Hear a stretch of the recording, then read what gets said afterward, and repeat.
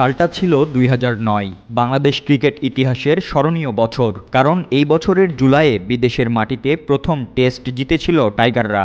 গ্রেনেডার Saint Jorge ২ match test সিরিজের শেষ টেস্টে ওয়েস্ট ইন্ডিজকে ৪ উইকেটে হারিয়েছিল বাংলাদেশ।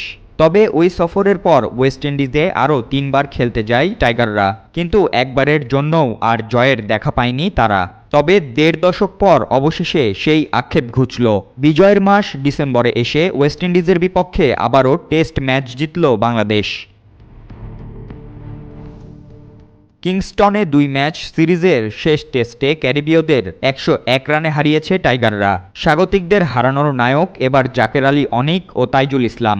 যদিও এবার ক্যারিবীয়দের সিরিজ হারাতে পারেনি তারা, তবে ধবলধোলাই এড়িয়ে সিরিজ ১-১ সমতায় শেষ করতে পেরেছে তারা। এই ম্যাচ জিততে হলে ইতিহাস গড়তে হতো ওয়েস্ট ইন্ডিজকে, কারণ তাদের লক্ষ্যটা ছিল ২৮৭ রানের।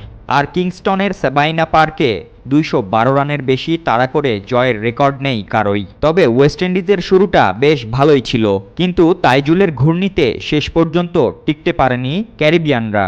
১৮৫ রানেই গুটিয়ে যায় তারা, আর এতে করেই ১০১ রানের বড় জয় পায় টাইগাররা। ফাতিন ইশরাক, রূপালী বাংলাদেশ।